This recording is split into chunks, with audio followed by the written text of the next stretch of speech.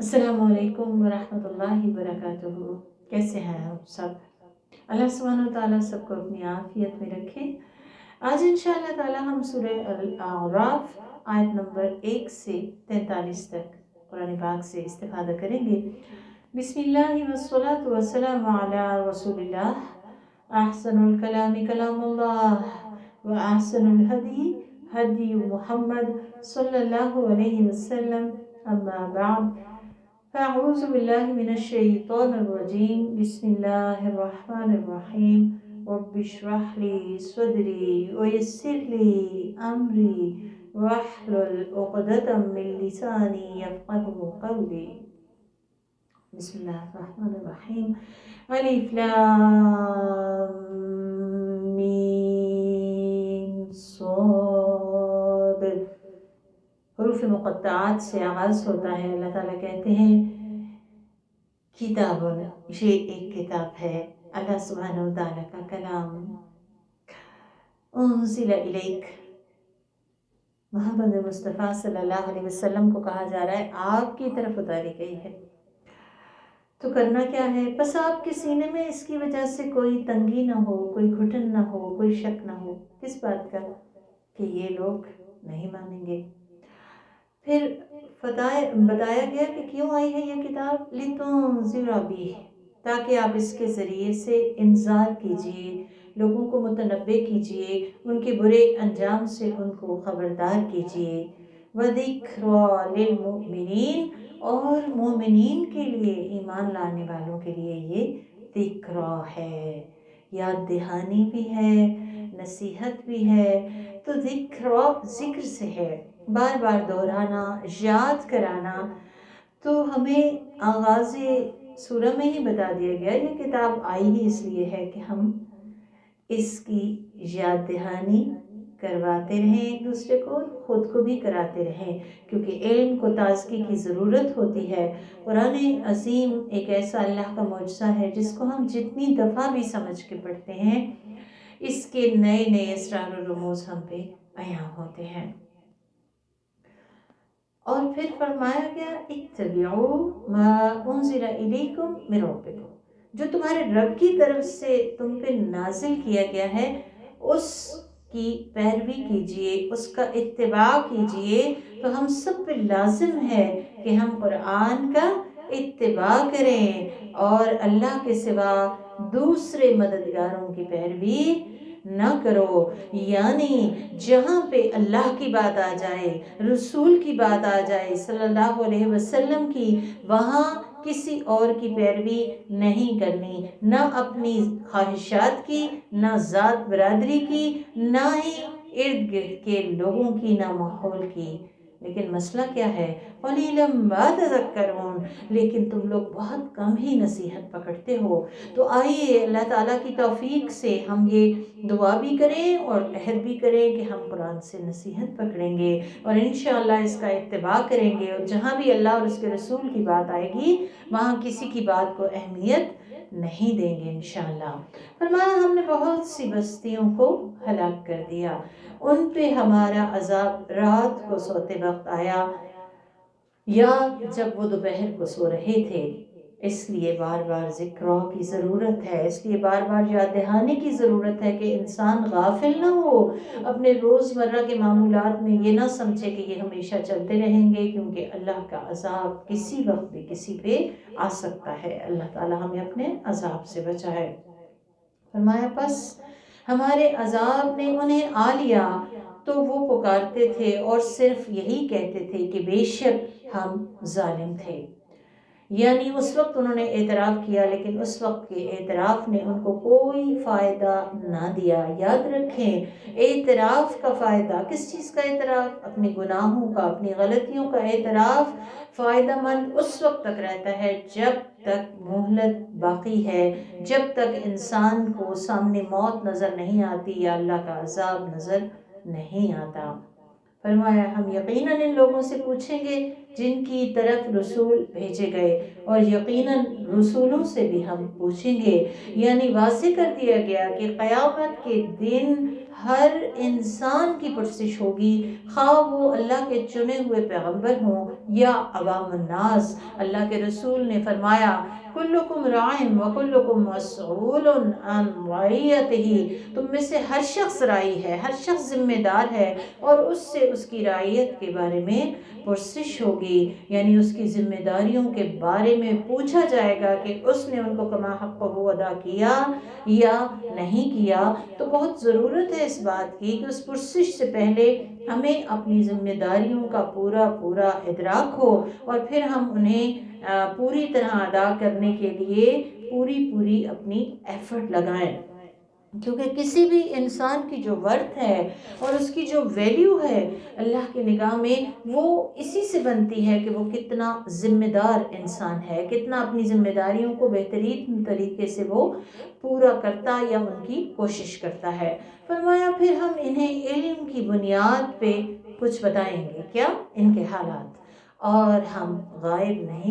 والوزن یومئذ الحق، وزن اس دن برحق ہوگا، یعنی مبنی بر انصاف ہوگا، یعنی ایک معنی اس کا یہ بھی ہے کہ وزن اس دن حق کا ہی ہوگا۔ انبیاء، رسل اور افراد اور جماعتیں سب سے سوال کیے جانے کے بعد، ان کے اعمال کی خبر دینے کے بعد میزان قائم ہوگا، اور میزان میں وزن کس چیز کا ہوگا؟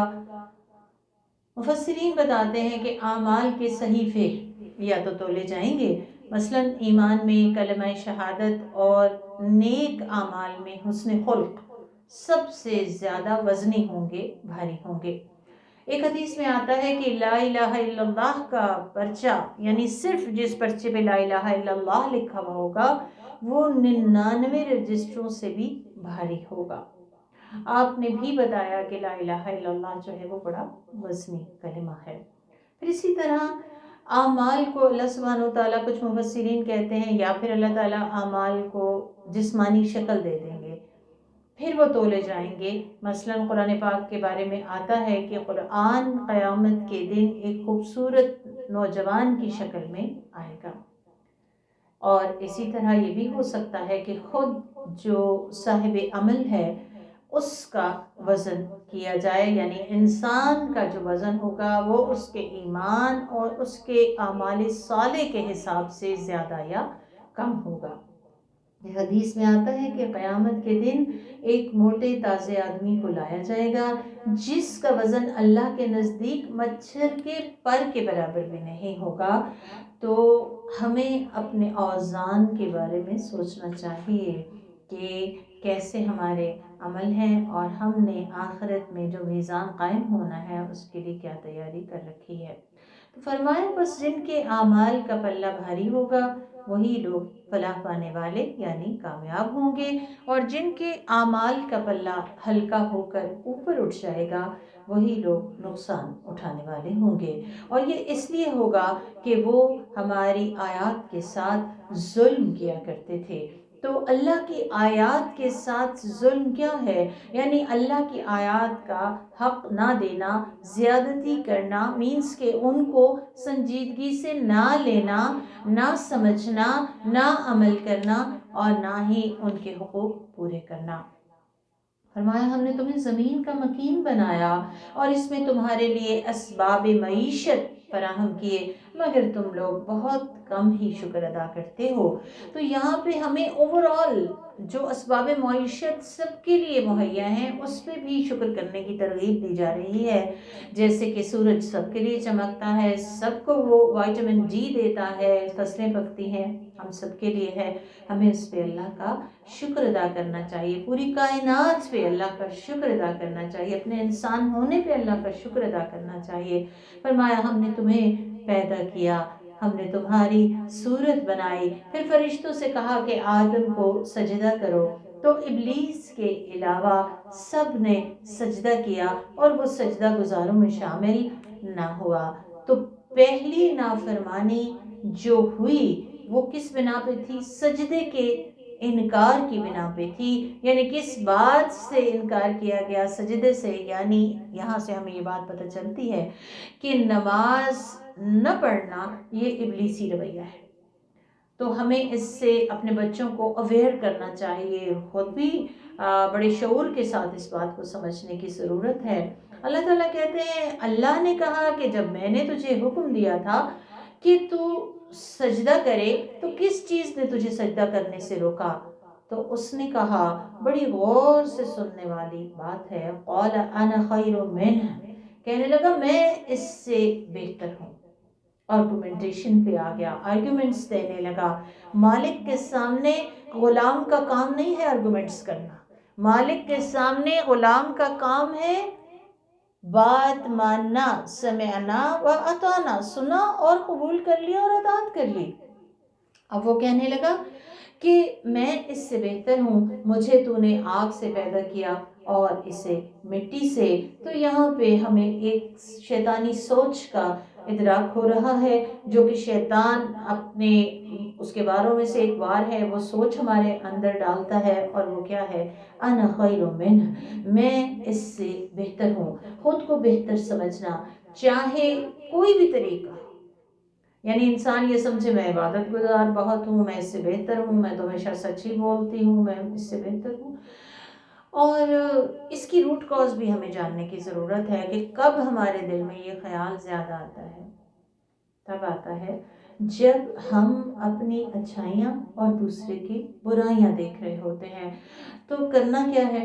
اپنی برائیوں کی طرف نگاہ رکھنی ہے تاکہ ہم انہیں اچھائیوں میں تبدیل کر سکیں، اور دوسروں کی اچھائیوں کی طرف نگاہ رکھنی ہے تاکہ ہم ان کے بارے میں اچھا سوچیں، اچھا گمان رکھیں اور ہمارے اندر عاجزی پیدا ہو. بہرحال یہ بھی اس کی اپنی ذاتی سوچ تھی کہ مٹی سے آگ بہتر ہے. حالانکہ مٹی بہتر ہے کیونکہ مٹی اشرف ہے، مٹی کی فطرت میں سنجیدگی ہے، بردباری ہے، سوچ ہے، ٹھہراؤ ہے، اور مٹی سے انواع و اقسام کے پودے اگتے ہیں اور انسانوں اور حیوانوں کی روزی پیدا ہوتی ہے.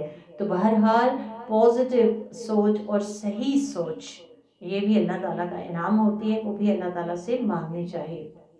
اب کیا ہوا؟ شیطان مقابلے پہ آیا جب اللہ تعالیٰ کی اور بات نہ مانی، تو اللہ تعالیٰ نے کہا قال فاہبط منہا، کہ تو اتر جا، نیچے چلا جا. یعنی تجھے اب وہ مقام نہیں مل سکتا جو اطاعت گزاروں کا مقام ہے، جو خشوع اختیار کرنے والوں کا مقام ہے. اپنے مرتبے سے نیچے چلا جا، چلا جا. یہ حق تجھے نہیں پہنچتا کہ تو یہاں تکبر کرے. نکل جا، بے شک تو ذلیل ہونے والوں میں سے ہے. تو بہت اہم اصول زندگی کا ہمیں پتہ چلتا ہے جو اللہ تعالیٰ نے بتایا، وہ یہ کہ تکبر کا انجام ذلت ہوا کرتا ہے. جبکہ اللہ کے رسول نے فرمایا کہ جو شخص اللہ تعالیٰ کی خاطر عاجزی اختیار کرتا ہے، اللہ تعالیٰ اسے بلندی عطا کرتے ہیں. تو ہم سب کے لیے کیا بہتر ہے کہ ہم انٹرنلی اوریجنلی عاجزی اختیار کریں. آپ سب اس حدیث سے واقف ہیں. ہمیں اس کی جو سویر کنڈیشن ہے اس کا اندازہ کرنا چاہیے کہ اللہ کے رسول نے فرمایا کہ اگر کسی شخص کے دل میں رائی کے دانے کے برابر بھی تکبر ہوا تو وہ جنت میں نہیں جائے گا. یعنی ہمیں تکبر کا شائبہ بھی اندر آئے تو الرٹ ہو جانا ہے اور فوراً استغفار کرتے ہوئے عاجزی کا رویہ اور سوچ اختیار کرنی ہے. اب کیا ہوا؟ جب اسے کہا گیا کہ یہاں سے اتر جا، تو اس نے کہا کہ تو مجھے اس دن تک کے لیے مہلت دے جس دن یہ سب اٹھائے جائیں گے. اللہ تعالیٰ نے کہا بے شک تجھے مہلت دی جاتی ہے. اس نے کہا چونکہ تو نے مجھے گمراہ کیا اس لیے میں تیری سیدھی راہ پر ان کی گھات میں بیٹھا رہوں گا. دوسرا ابلیسی رویہ جو ہمیں یہاں سے پتہ چل رہا ہے وہ یہ ہے کہ اپنی غلطی کو تسلیم نہ کرنا بلکہ دوسرے کے سر تھوپ دینا. تو بندہ مومن کا رویہ کیا ہونا چاہیے کہ وہ اپنی غلطی کو تسلیم کر لے. کہنے لگا کہ میں ان کی گھات پہ بیٹھا رہوں گا، میں ان پہ حملہ کروں گا. کیسے؟ ثم لآتینہم من بین ایدیہم، میں آؤں گا ان کے کس طرف سے؟ آگے سے. آگے سے آنا سے کیا مراد ہے؟ یعنی ان کے جو برے کام ہیں وہ میں ان کو خوبصورت کر کے دکھاؤں گا. اور وَمِن خَلْفِهِمْ، میں ان کے پیچھے سے آؤں گا، یعنی بے خبری میں ان کو اپنا شکار کروں گا. جب یہ غافل ہوں گے تجھ سے تو میں ان کو شکار بنا لوں گا.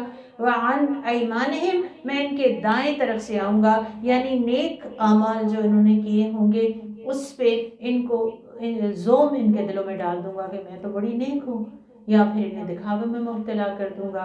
وَعَنْ شَمَائِلِهِمْ، اور میں ان کے بائیں طرف سے آؤں گا، یعنی ان کی ہوئی برائیوں کو میں انہیں ہلکا بنا کے دکھاؤں گا. اب سوچنے کی بات یہ ہے کہ یہ مشکل کھڑی کہاں سے ہوئی تھی؟ یہ مشکل وہاں سے کھڑی ہوئی تھی جب اللہ سبحانہ و تعالیٰ نے بشر کو ایک مرتبہ دیا اور ابلیس نے اس مرتبے کو تسلیم نہیں کیا. تو اللہ تعالیٰ جب کسی کو مرتبہ دیں تو ہمیں اس کو تسلیم کرنا چاہیے. اب اس کا ٹارگٹ بھی اللہ تعالیٰ نے ہمیں بتا دیا ابلیس کا، وَلَا تَجِدُ أَكْثَرَهُمْ شَاكِرِينَ، تو ان میں سے کسی کو بھی شکر گزار نہ پائے گا. یعنی شیطان کا ٹارگٹ کیا ہے کہ وہ ہمیں ناشکرہ بناتا ہے. اور اس کا طریقہ کار کیا ہوتا ہے کہ جو نعمتیں ہمارے پاس ہوتی ہیں وہ ہمیں دکھتی ہی نہیں، ہم ان کو سوچتے ہی نہیں، ان کو ہم فیل ہی نہیں کرتے، بلکہ ہمارا فوکس شیطان ان چیزوں کی طرف کر دیتا ہے جو ہمارے پاس نہیں ہوتی. اور پھر یہ سب کرتے ہوئے ہم اللہ تعالیٰ کے بھی ناشکرے بنتے ہیں اور ساتھ بندوں کی بھی ناشکری اختیار کرتے ہیں. تو بہت کانشیس ایفرٹ کی ضرورت ہے ہمیں شکر گزاری اپنے اندر پیدا کرنے کے لیے کہ اللہ تعالیٰ ہمیں شکر گزاروں میں شامل فرمائے. اور فرمایا، اللہ تعالیٰ نے کہا کہ یہاں سے تو حقیر اور پھٹکارا ہوا بن کے نکل جا، اور یقین رکھ کہ ان میں سے جو بھی تیری پیروی کرے گا تو میں تجھے اور ان سب سے جہنم کو بھر دوں گا. تو جو شخص بھی شیطانی رویے اختیار کرے گا وہ بہت سخت خطرے میں ہے، ہمیں بہت الرٹ ہونے کی ضرورت ہے. پھر اللہ تعالیٰ نے فرمایا، وہ یا آدم اسکن انت و زوجک الجنہ، اے آدم تم اور تمہاری بیوی دونوں اقامت پذیر ہو جاؤ جنت میں، جہاں سے چاہو کھاؤ پیو، یعنی فل تمہیں سب کچھ حاصل ہے، آزادی ہر طرح کی، لیکن اس درخت کے قریب بھی نہ جانا ورنہ ظالموں میں سے ہو جاؤ گے. پوری جنت کھلی تھی، صرف ایک درخت سے منع کیا، لیکن شیطان نے کیا کیا؟ ساری جنت بھلوا دی اور ایک درخت کو فوکس کر دیا جس سے منع کیا گیا تھا. حلال کو حقیر بنا دیا اور حرام کو اٹریکٹیو بنا دیا. یہی اس کا وار ہے. تو شیطان نے ان دونوں کے دلوں میں وسوسہ پیدا کیا.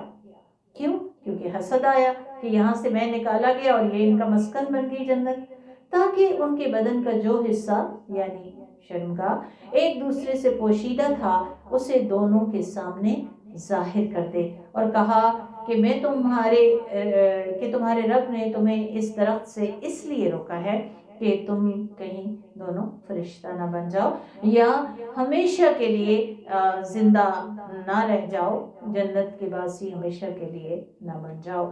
تو وہ خواہشات کے ذریعے سے اس نے حملہ کیا، اور انسان کی ہمیشہ سے خواہش یہ رہی ہے کہ اس کو ہمیشگی اور دوام حاصل ہو جائے. تو شیطان نے انسان کی خواہشات کے ذریعے سے اس پہ حملہ کیا، وسوسہ ڈالا، اور ان دونوں کے سامنے خوب خوب قسمیں کھائیں کہ میں تمہارا بڑا خیر خواہ ہوں، یعنی قسمیں کھا کے اپنی خیر خواہی کا یقین بھی دلایا. چنانچہ اس نے دونوں کو دھوکہ دے کر اپنے جال میں پھنسا لیا.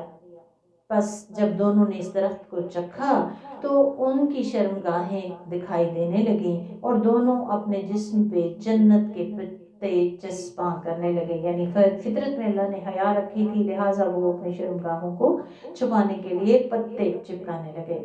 اور ان دونوں کے رب نے انہیں پکارا کہ کیا میں نے تمہیں اس درخت سے روکا نہیں تھا اور کہا نہیں تھا کہ بے شک شیطان تم دونوں کا کھلا دشمن ہے؟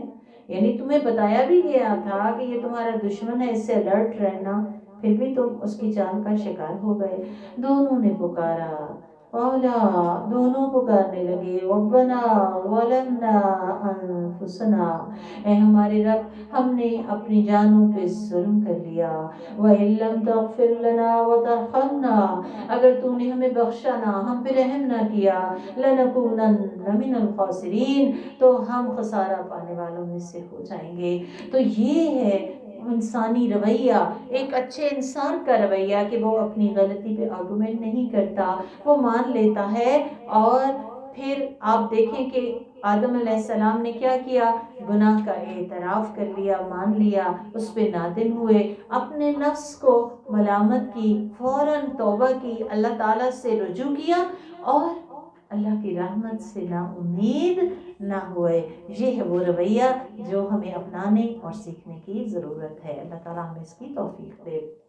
अल्लाह ताला ने फरमाया, तुम सब नीचे उतर जाओ, तुम एक दूसरे के दुश्मन रहोगे, यानी शैतान इंसान का और इंसान शैतान का, और तुम्हारे लिए ज़मीन में ठहरने की जगह है और एक वक्त मुकर्रर तक फ़ायदा उठाना है। ये ज़मीन हमारा मौलिद भी है, हमारा मस्कन भी है। फरमाया एक मुकर्रर वक्त तक फ़ायदा उठाना है, यानी लिमिटेड टाइम पीरियड के लिए तुम यहाँ पे रहोगे। अल्लाह ने कहा तुम इसी ज़मीन पे ज़िंदगी गुजारोगे और वहीं मरोगे और इसी से दोबारा निकाले जाओगे। क्यों? इम्तिहान के लिए, क्योंकि दुनिया की ज़िंदगी दारे इम्तिहान है। यहाँ हम गाफिल होके, बेफिक्र होके ज़िंदगी नहीं गुजार सकते। फिर फरमाया, ए आदम के बेटो, हमने तुम्हारे लिए लिबास उतारा है। अल्लाह ताला का एहसान कि उसने लिबास उतारा। जब शर्मगाहें खुल गई और जन्नत का खिलत उतार दिया गया तो अल्लाह ने करम किया और लिबास उतार दिया और लिबास का हुक्म उतार दिया, और साथ ही उसका मकसद भी बता दिया। युवारी सौआतिकुम वरीशा, ये तुम्हारे काबिल सतर हिस्सों को ढांपता है, यानी हिफाजत भी देता है और ढांपता भी है। और रीशा क्या है? पर को कहते हैं परिंदे के, यानी बाइस से जीनत भी है, बाइस से रौनक भी है। तो लिबास के मकासद क्या हैं कि हमारी हिफाजत करे, सर्दी गर्मी से हमें बचाए। तो जब भी हम लिबास पहने हमें ये चीज़ें नोट करनी चाहिए। फिर यह है कि वो शफ़ाफ़ और वसाफ़ ना हो, यानी इतना ट्रांसपेरेंट ना हो कि इंसान का जिस्म और उसके काबिल शर्म हिस्से या छुपाने वाले हिस्से छलकने लगे। वसाफ़ ना हो, इतना टाइट ना हो कि एक एक अंग अंग खुल के पता चल रहा हो, नज़र आ रहा हो। तो ये चीज़ें लिबास के अंदर नहीं होनी चाहिए। फिर ये है कि जीनत में ये भी आता है कि हलाल माल से जीनत इख्तियार की जाए। फ़अम्मा बिनिअमति रब्बिका फ़हद्दिस, अल्लाह की नेमत के इजहार के तौर पे लिबास पहनना चाहिए। वो लिबास जो अल्लाह ताला ने जो नेमत दी है उसका इजहार हो उससे, लेकिन किब्र का बाइस ना हो कि इंसान उसे पहन के अपनी बड़ाई जाहिर करता फिरे। इसीलिए फरमाया व लिबास तक़वा ज़ालिका खैर, सबसे बेहतरीन लिबास जो इंसान से वितन करता है वो तक़वा का लिबास है। यानी जब वो लिबास पहने तो अल्लाह की मर्ज़ी का लिबास पहने, वरना अगर हमारा सतर सही तरह से कवर्ड नहीं है तो आपको पता है कि फिर इबादत भी, नमाज भी कबूल नहीं होती। और अगर हम इसको मानवी लिबास के तौर पे लें तो इसका मतलब है कि ईमान और अमल सालेह की ज़िंदगी गुजारे, हर हाल में अल्लाह ताला की खशियत दिल पे जो है वो बसेरा की हुई हो, अल्लाह की मोहब्बत, अल्लाह का खौफ दिल में हो और आजिज़ी का लिबास हो। मानवी तौर पे और ज़ाहिरी तौर पे भी इंसान ने बेहतरीन लिबास भी पहना हो, लेकिन उसके दिल में किब्र ना हो। वो ये ना समझे अना खैरुम मिन, मैं सबसे अच्छी, मेरा लिबास सबसे अच्छा। तो ये तक़वा का लिबास नहीं है। और सबसे बढ़ के ये कि तक़वा के लिबास में क्या है कि अल्लाह की फरमाबरदारी और आजिज़ी का लिबास हो, और अल्लाह ताला का डर जो है वो इंसान के दिल पे छाया हुआ हो। इसीलिए फरमाया तक़वा का लिबास बेहतरीन लिबास है। ये लिबास अल्लाह की निशानियों में से है ताकि तुम नसीहत हासिल करो।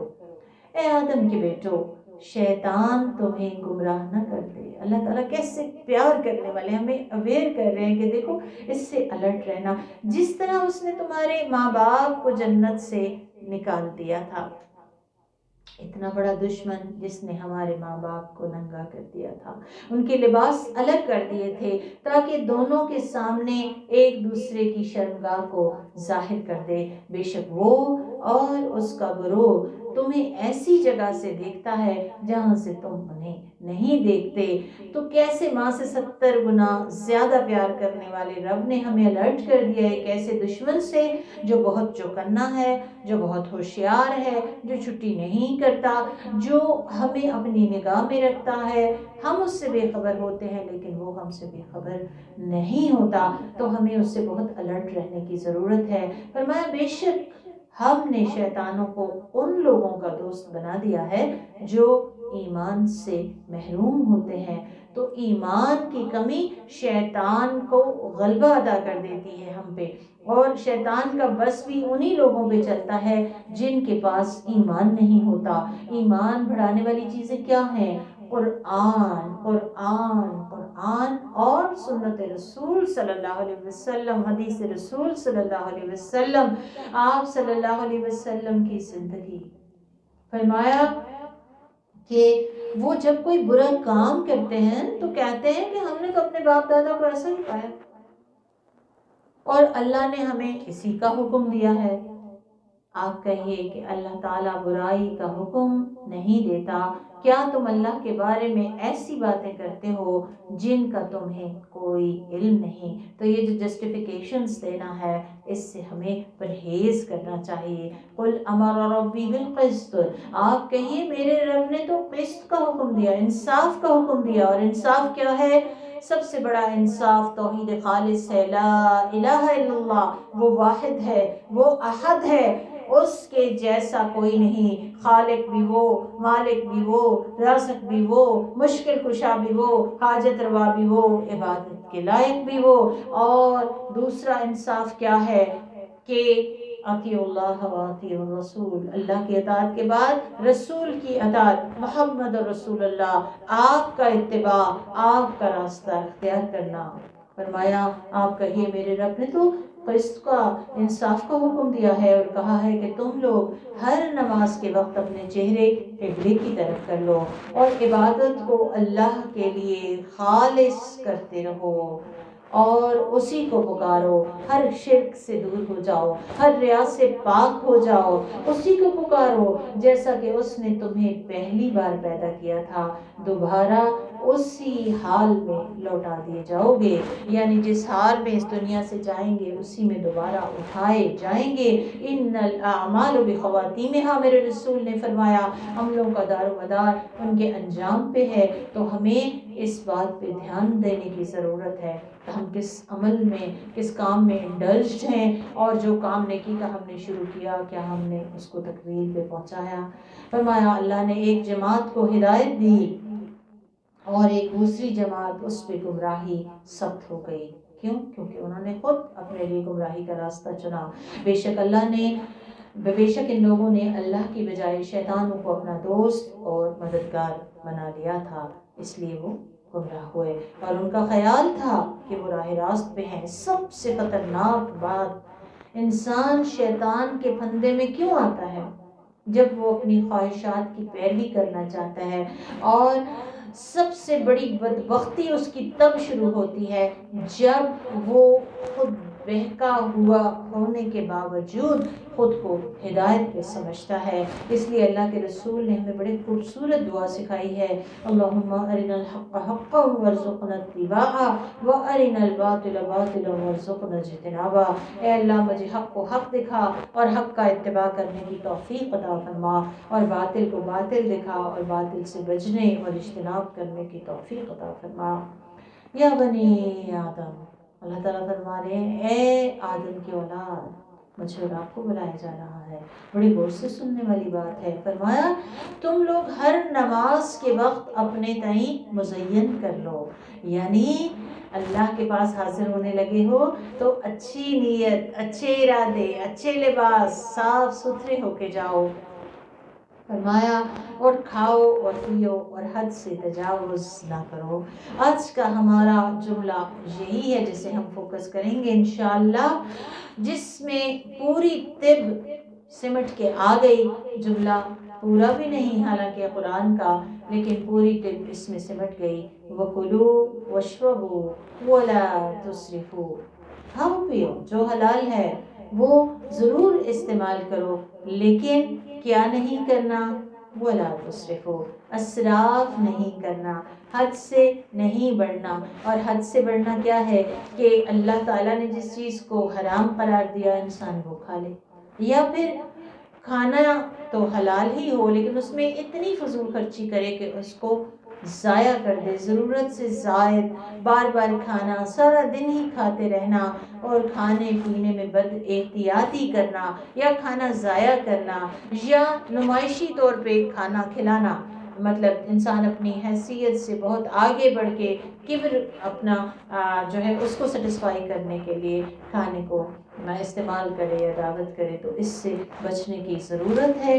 آپ صلی اللہ علیہ وسلم نے فرمایا تھا کہ آدمی نے اپنے پیٹ سے زیادہ کوئی برا برتن کبھی نہیں بھرا، یا وہ نہیں بھرتا۔ ابن آدم کے لیے چند لقمے ہی کافی ہیں جو اس کی پیٹھ کو سیدھا رکھیں، اور اگر اتنا ہی ضروری ہو تو 1/3 کھانے کے لیے، 1/3 پینے کے لیے، اور 1/3 سانس لینے کے لیے۔ اسے مسند احمد، نسائی اور ترمذی نے روایت کیا ہے۔ تو اگر ہم یہی اصول اپنا لیں، 1/3 کھانے کا، 1/3 پینے کا، اور 1/3 سانس لینے کا، تو آپ دیکھیں گے کہ انشاءاللہ تعالیٰ بہت سی بیماریاں تو خود بخود ہماری دور ہو جائیں گی۔ اور سب سے بڑھ کے یہ ہم کریں کیوں، آج ہم نے اس جملے کو فوکس کیوں کیا، ہم نے خود کو یاد کرانا ہے۔ اللہ تعالیٰ ہمیں اس کی توفیق دے کہ میں نے کھانے میں بھی پینے میں بھی اللہ تعالیٰ کے حکم کو سامنے رکھنا ہے، اور اگر یہ ہماری نیت ہوگی اور اس کے مطابق ہم اپنے آپ کو ریگولیٹ کر لیں گے تو انشاءاللہ تعالیٰ ہمارا کھانا پینا بھی عبادت بن جائے گا۔ تو فرمایا کہ اللہ تعالیٰ اسراف کرنے والوں اس کو پسند نہیں کرتا، انہ لا یحب المسرفین، یعنی کھانے پینے میں بھی اسراف جو ہے وہ اللہ تعالیٰ کی محبت سے انسان کو دور کر دیتا ہے۔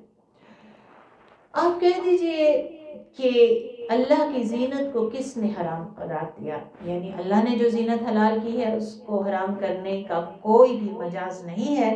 کون سی زینت؟ جو اس نے اپنے بندوں کے لیے پیدا کی، اور پاکیزہ روزی کو آپ کہیے کہ یہ چیزیں اہل ایمان کے لیے دنیا میں ہیں، اور قیامت کے دن یعنی اہل ایمان کے لیے بیسیکلی ہیں، لیکن ان کے صدقے میں جو ایمان نہیں لاتے ان کو بھی مل رہی ہیں، لیکن قیامت کے دن صرف انہی کو ملیں گی، کن کو؟ اہل ایمان۔ وہاں پہ نعمتیں صرف ایمان والوں کے لیے ہوں گی۔ فرمایا ہم اپنی آیات ان کے لیے جو علم رکھتے ہیں اسی طرح کھول کھول کے بیان کرتے ہیں۔ تو ہمیں کیا سبق ملا کہ اللہ تعالیٰ کی نعمتوں کو استعمال کرنا ہے، ان کو حرام کرنا کوئی تقوی نہیں ہے۔ زینت کا اختیار کرنا حرام نہیں ہے، مگر وہ مناسب ہو، مناسب طریقے پہ ہو، مناسب موقع پہ ہو، اور اللہ تعالیٰ کی حدود کے اندر ہو، جہاں پہ اس نے زینت کی اجازت دی ہے وہاں زینت کرنے میں کوئی مذائقہ نہیں۔ اب بتایا گیا کہ زینت جو حلال ہے وہ تو حرام نہیں، حرام کیا ہے؟ فرمایا آپ کہیے کہ میرے رب نے ظاہر و پوشیدہ فواحش کو اور گناہ اور ناحق سرکشی کو حرام قرار دیا ہے، اور یہ بھی حرام ہے کہ تم لوگ اللہ کا شریک ایسی چیزوں کو ٹھہراؤ جن کی عبادت کی اس نے کوئی دلیل نازل نہیں کی، اور یہ بھی یعنی یہ بھی حرام ہے کہ اللہ کے بارے میں ایسی باتیں کرو جن کا تمہیں علم نہیں، یعنی بغیر سوچے سمجھے اللہ تعالیٰ کی طرف کسی بات کو منسوب کر دینا کہ اللہ تعالیٰ نے ایسے کہی ہے یا اللہ تعالیٰ یوں کہے گا، اس سے پرہیز کرنا چاہیے۔ اور ہر گروہ کی ایک میعاد متعین ہے، یعنی انسانوں کے ساتھ ساتھ قوموں کی بھی زندگی کا وقت متعین ہے۔ جب ان کا وہ وقت آ جاتا ہے تو ایک گھڑی تقدیم و تاخیر نہیں کی جاتی۔ اے آدم کی اولاد، اگر تمہارے پاس تم ہی میں سے میرے رسول آئیں جو تمہیں میری آیات پڑھ کے سنائیں، تو جو کوئی تقوی کا راستہ اختیار کرے گا اور عمل صالح کرے گا اسے نہ کوئی خوف ہوگا نہ کوئی غم ہوگا۔ یعنی اللہ سبحانہ وتعالیٰ کی آیات تو ہمارے پاس آ چکی ہیں نا، قرآن عظیم محفوظ بھی ہے، ہم سب کے پاس موجود بھی ہے. اب ہم نے کرنا کیا ہے؟ 2 کام. ایک تو تقوی، یعنی اللہ کی ذات کا احساس، اللہ کا ڈر ہر وقت ہمارے دل اور ذہن پہ چھائے رہے، اور دوسری چیز اصلاح، یعنی جو غلطیاں ہیں ان کو درست کرتے جانا ہے. فرمایا جو لوگ میری آیتوں کو جھٹلائیں گے، یعنی انہیں مانتے نہیں یا انہیں قبول نہیں کرتے یا انہیں عمل کے قابل نہیں سمجھتے اور کبر و غرور کی وجہ سے ان سے اعراض برتیں گے، انہیں کا ٹھکانہ جہنم ہوگا جہاں وہ ہمیشہ ہمیشہ رہیں گے. اللہ تعالیٰ ہم اس سے بچائے. بس اس سے بڑا ظالم کون ہوگا جو اللہ کے بارے میں جھوٹ گھڑے یا اس کی آیتوں کو جھٹلائے. لوح محفوظ میں ان کے نصیب کا جو لکھا ہے وہ انہیں مل جائے گا. یاد رکھنا ہے، جو اللہ نے میرے اور آپ کے مقدر میں کیا ہے وہ کوئی ہم سے چھین نہیں سکتا. یہاں تک کہ ہمارے فرشتے جب ان کے پاس ان کی روح قبض کرنے کے لیے آئیں گے تو پوچھیں گے کہاں ہے وہ جنہیں تم اللہ کو چھوڑ کر پکارتے تھے؟ وہ کہیں گے وہ سب تو ہمیں چھوڑ کے غائب ہو گئے، اور اقرار کریں گے کہ یقیناً وہ کافر تھے، انکار کرنے والے تھے. اللہ تعالیٰ کہے گا کہ جن و انس کی جو کافر جماعتیں تم سے پہلے گزر چکی ہیں ان کے ساتھ تم لوگ بھی جہنم میں داخل ہو جاؤ. اور جب بھی کوئی جماعت داخل ہوگی تو وہ اپنی جیسی سابقہ جماعت پہ لعنت بھیجے گی، یہاں تک کہ جب سب جماعتیں اکٹھی ہو جائیں گی کہاں پہ؟ جہنم میں. تو بعد کی جماعت اپنی سابقہ جماعت کے بارے میں کہے گی کہ اے ہمارے رب، انہی لوگوں نے ہمیں گمراہ کیا تھا، اسی لیے آپ انہیں آگ کا دوہرا عذاب دیجیے. اللہ تعالیٰ کہیں گے ہر ایک کے لیے دوہرا عذاب ہے. دوہرا عذاب کیوں؟ کیونکہ وہ خود بھی بھٹکے اور انہوں نے دوسروں کو بھی بھٹکایا. فرمایا لیکن تم جانتے نہیں اصل مسئلہ کیا ہے؟ علم کی کمی. کون سا علم؟ قرآن کا علم. اللہ تعالیٰ ہمیں توفیق دے کہ ہم قرآن کا علم حاصل کریں. اور پہلی جماعت دوسری جماعت سے کہے گی تمہیں ہم پہ کوئی برتری حاصل نہیں ہوئی تھی، بس اپنے کرتوتوں کے بدلے میں عذاب کا مزہ چکھو. دنیا کے ساتھی وہاں ایک دوسرے کے دشمن بن جائیں گے سزا کے وقت. فرمایا ان الذین کذبوا بآیاتنا واستکبروا عنہا، بے شک وہ لوگ جنہوں نے ہماری آیات کو جھٹلایا اور کبر و غرور کی وجہ سے ان سے منہ موڑا، ان کے لیے آسمان کے دروازے نہ کھولے جائیں گے. یعنی جب یہ لوگ مریں گے تو مرنے کے بعد ان کی روحوں کے لیے، ان کی اعمال کے لیے آسمان کے دروازے نہ کھولے جائیں گے، اور دنیا میں ان کی دعا اوپر نہیں پہنچے گی، ان کی دعاؤں کے لیے آسمان کے دروازے نہیں کھولے جائیں گے، اور وہ جنت میں ہرگز داخل نہیں ہوں گے یہاں تک کہ اونٹ سوئی کے ناکے میں داخل ہو جائے. یعنی اونٹ کتنا بڑا ہوتا ہے اور سوئی کا ناکا کتنا چھوٹا، جتنا یہ امپاسبل ہے اتنا ہی امپاسبل ہے ان لوگوں کا جنت میں جانا. فرمایا ہم مجرموں کو ایسا ہی بدلہ دیتے ہیں، ان کا بستر جہنم کی آگ کا ہوگا اور ان کے اوپر کا اوڑھنا بھی آگ ہوگا، اور ہم ظالموں کو ایسا ہی بدلہ دیتے ہیں. استغفر اللہ. اور جو لوگ ایمان لائے اور عمل صالح کریں گے ہم کسی پر اس کی طاقت سے بڑھ کے بوجھ نہیں ڈالتے، وہی لوگ جنتی ہوں گے اور اس میں ہمیشہ ہمیشہ رہیں گے. اللہ تعالیٰ ہمیں ان میں شامل فرمائے، اور ہم ان کے سینوں سے ہر قسم کا کینہ نکال دیں گے. جنت کی سب سے بڑی نعمت دل صاف، دل شفاف، ہر بغض سے، ہر حسد سے، ہر نفرت سے اور کسی قسم کی کوئی کدورت نہ ہوگی، کیونکہ دلوں کی کدورتیں نعمتوں کو خراب کر دیتی ہیں. لہٰذا فرمایا ان کے دل سے ہم ہر قسم کا کینہ نکال دیں گے اور انہیں ایسی جنتوں میں داخل کیا جائے گا جن کے نیچے نہریں جاری ہوں گی. اس وقت کی جو ان کی بات ہے وہ بڑی خوبصورت ہے. وقالوا الحمد للہ الذی ہدانا لہذا، ساری تعریفیں اللہ کے لیے جس نے ہمیں اس کی ہدایت دی. یعنی سارا کریڈٹ اللہ سبحانہ تعالیٰ کا. الحمدللہ رب العالمین. یقیناً ہمارے رب کے انبیاء حق بات لے کر آئے تھے اور انہیں پکار کر بتایا جائے گا کہ تمہیں تمہارے اعمال کی وجہ سے جنت کا وارث بنا دیا گیا ہے. تو بات یہ ہے کہ وراثت تو کبھی طاقت سے نہیں ملتی، کوشش سے نہیں ملتی. اس لیے کہا گیا کہ عمل صالح جو ہے وہ محض سبب ہے جنت میں جانے کا، وہ دراصل بدل نہیں ہے۔ جنت عمل صالح کا بدل نہیں، عمل صالح کا سبب ہے، کیونکہ کوئی شخص بھی اللہ کی رحمت کے بغیر جنت میں داخل نہیں ہو سکتا۔ اللہم انا نسألک الجنة الفردوس الاعلی ونعوذ بک من النار۔ آمین۔